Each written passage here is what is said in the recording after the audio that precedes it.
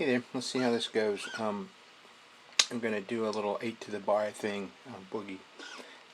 This is one of the first things I learned to do on the mandolin. I'm going to try to show you, if I would like to get my mandolin a little closer, but I'm a little limited here. So I'm going to play it through once and show you what it is, and then show you some variations. I think I'm recording here, yeah.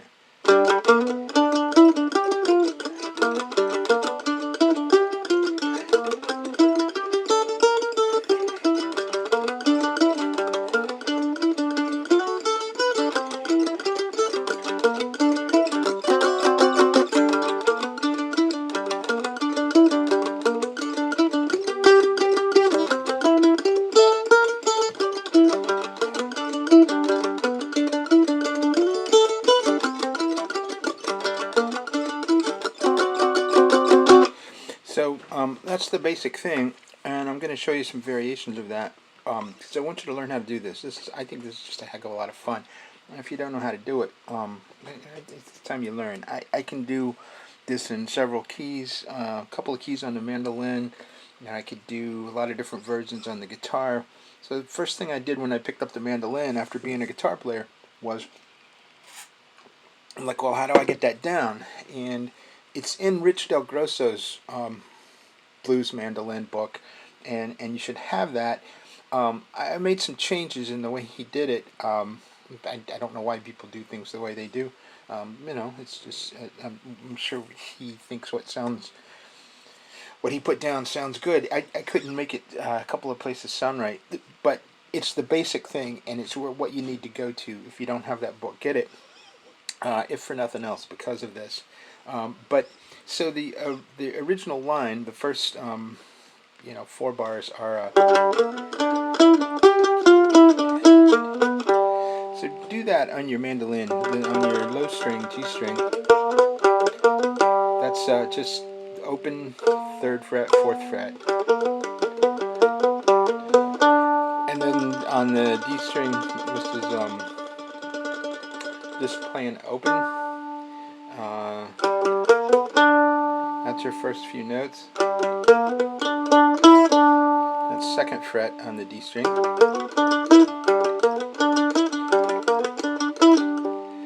And that'll about get you through that first one part. But then you want to go. That's a variation, but the real thing is.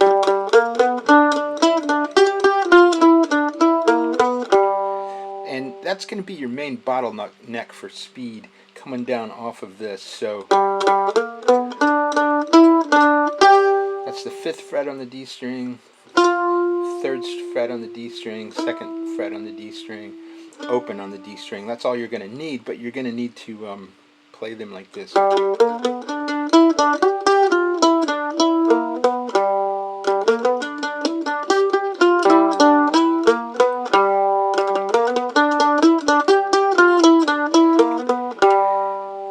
And that's your whole first part, your one part. And then when you go to the second part, on the 4, based on the 4 chord, you start on the 5th fret, which is the C note on your D string, and you go.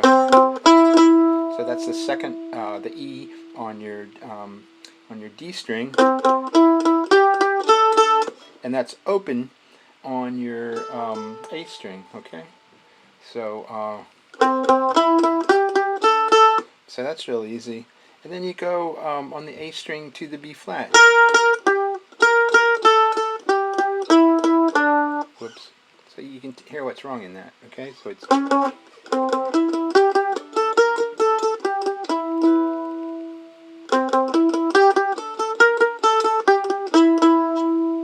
So.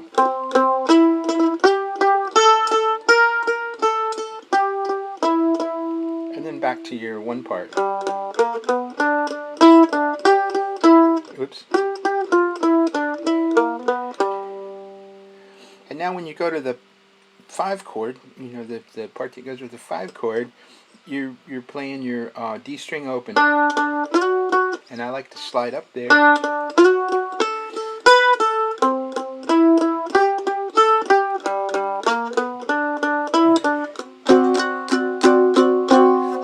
finish with that D7 chord up here. Okay, so that's it. Let me play it through a few times with a couple of variations, and then we're going to do it up here too.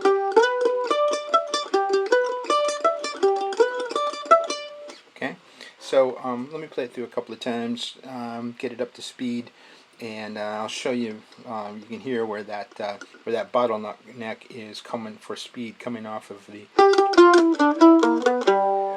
And getting your hands to do that quickly is the only rough place in this. So here we go.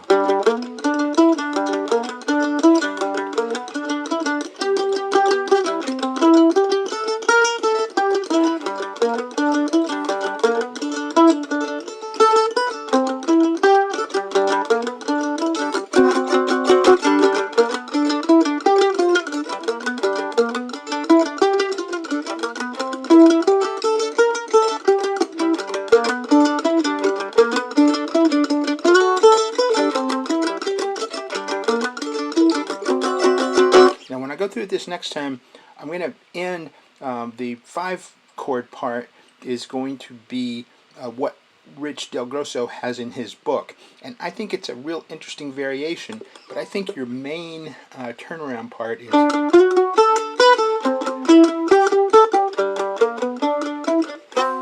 And that's not in Rich's book. What is in Rich's book is a fine turnaround. I think of it as a real nice variation, but I don't want to play it all the time. I play it as, like I say, as a variation. So I'm going to finish this version with it.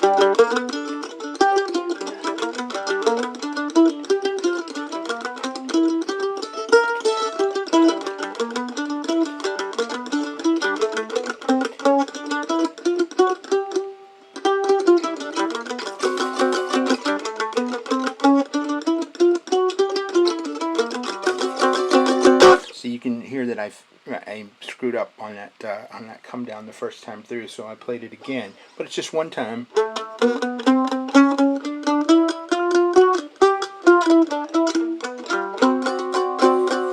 can also put down your little finger on the 6th fret of the high string for that finishing D7 chord. I don't know what that makes it. I haven't figured it out, but it sounds good. And so that's it. There's another thing you can do. I'm going to play it through once, then I'm going to go to do the higher version. It's an octave higher, and so it's.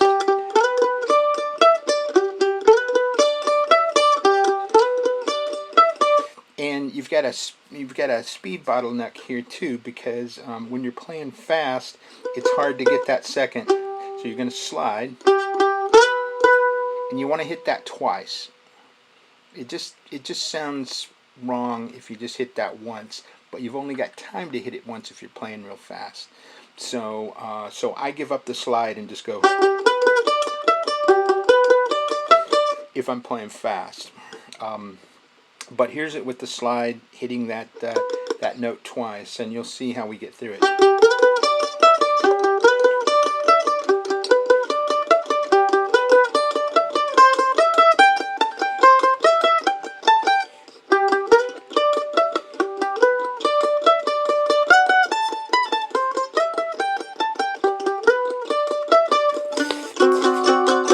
That D7 chord.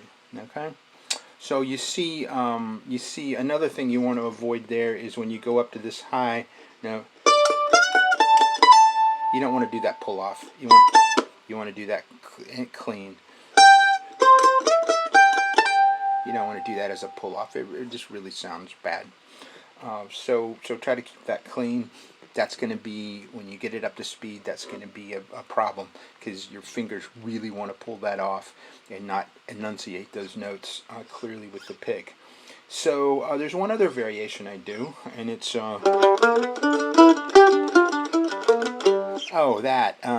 that's a little variation. Keeps you from doing the speed, from having that speed bottleneck, but I think it sounds really good. Unfortunately, there's nothing equivalent here to do, but it's oops.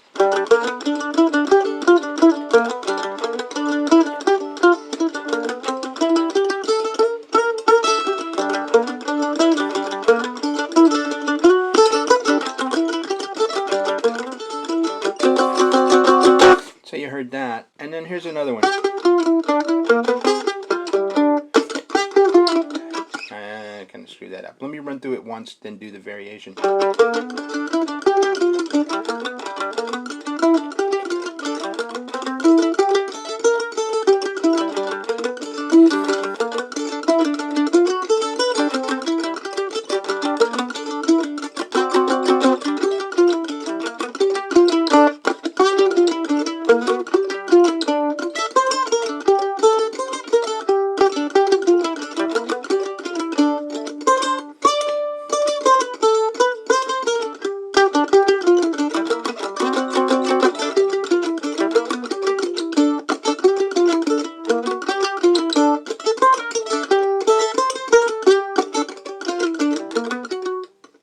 Shoot.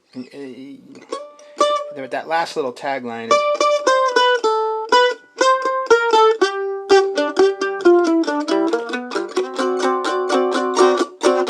and then I can do it with chords.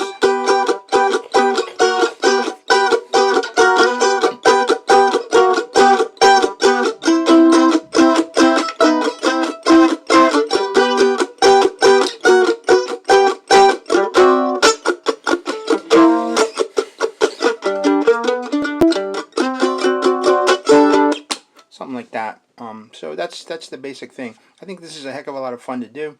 I hope you'll try it. I'm going to do another one and put this up in A. I do it in A too. It's a little different variation. There's so many variations of this, and you should find one that you really like. You probably won't play it exactly the way I do. I don't play it the way Rich does, and Rich doesn't play it the way... I don't know who was the first to do this on a mandolin. It's so common on guitar with Lightning Hopkins and so many people, but